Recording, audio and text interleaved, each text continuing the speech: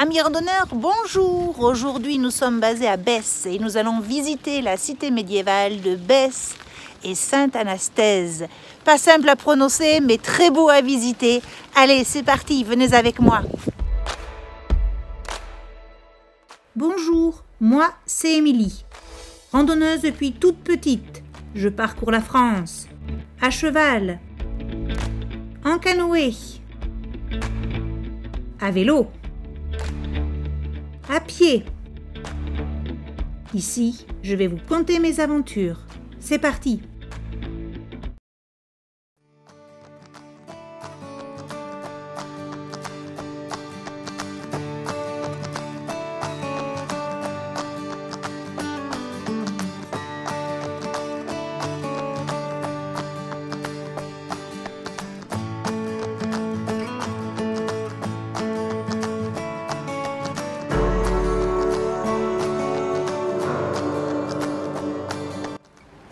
Le lac Pavin, on va y dormir tout à l'heure.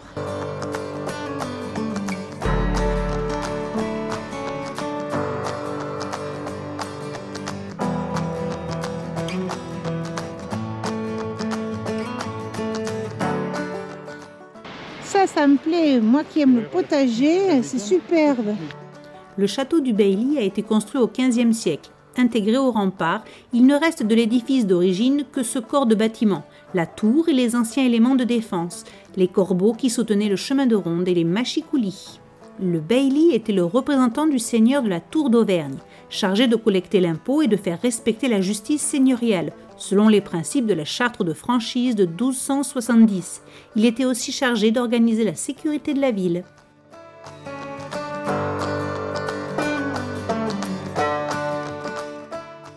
Les habitants de Besse ont demandé l'autorisation de se munir de remparts, ce qui leur sera octroyé par lettre patente en 1436.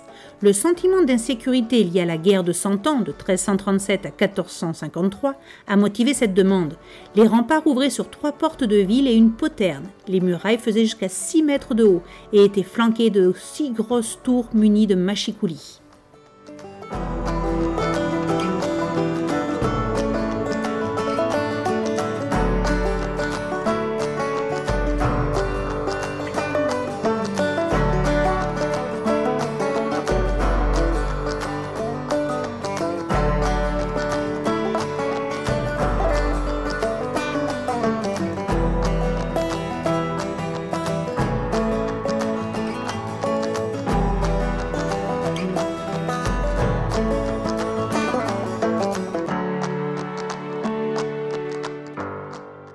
La maison des bouchers. Bâtie au XVe siècle, cette maison fait partie d'un îlot à vocation commerciale qui témoigne de l'importance de la clientèle locale.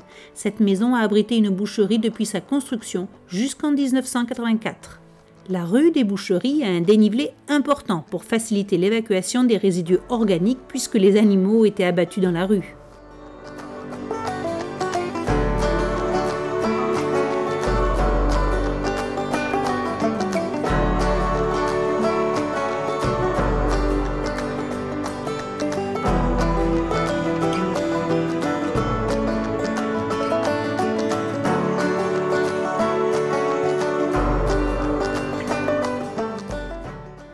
Cette boutique, construite au XVe siècle, a été reconvertie 2 siècles plus tard en maison de charité, à l'initiative de Marie de Breuil.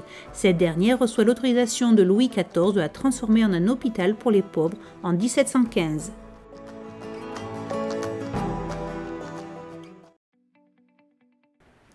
L'église est le plus ancien bâtiment connu de Besse. Elle a été construite au XIIe siècle dans le style roman. Largement remaniée par la suite, elle comporte d'autres styles architecturaux. Elle est édifiée sur une coulée de lave, côté ouest, qui a constitué le matériau primaire de la construction de la ville.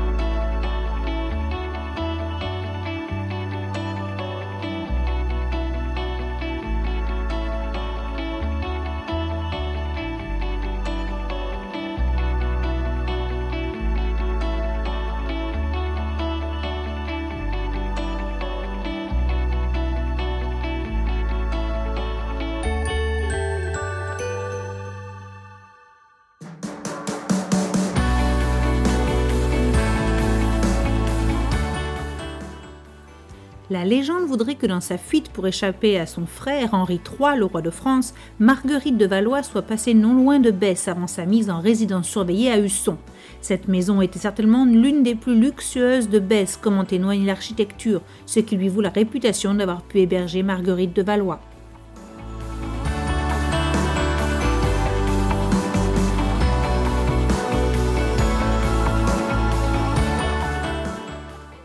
Voici la seule porte bâtie dans le rempart qui est encore intacte. Le beffroi est un bel exemple d'architecture militaire de différentes époques, avec sa barbacane à chicane qui ralentissait la progression des assaillants. Cette tour, symbole de la liberté communale, rythmait le temps de la vie civile, travail et incendie, alors que le clocher de l'église ponctuait celui de la vie religieuse, les cérémonies.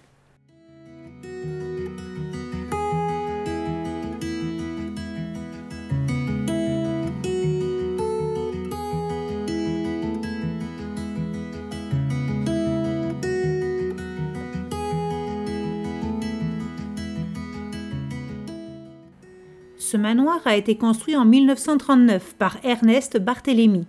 Il a réemployé tous les éléments architecturaux laissés à l'abandon ou donnés par des propriétaires.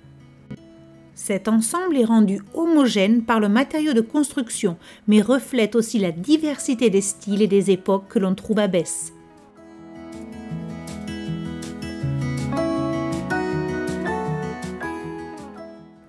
C'est un hôtel construit au XIXe siècle lorsque Besse devint une destination de cure d'air et d'altitude.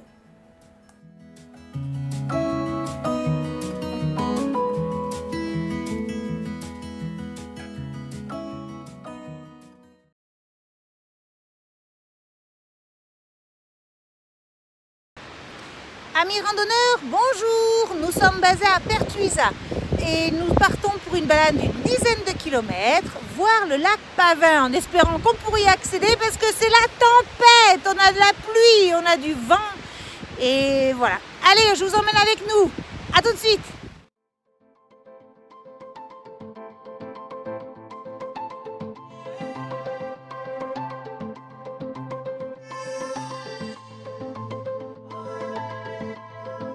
Circuit que nous allons faire, donc nous on est basé à Pertuisa et on part faire le tour du lac. C'est parti!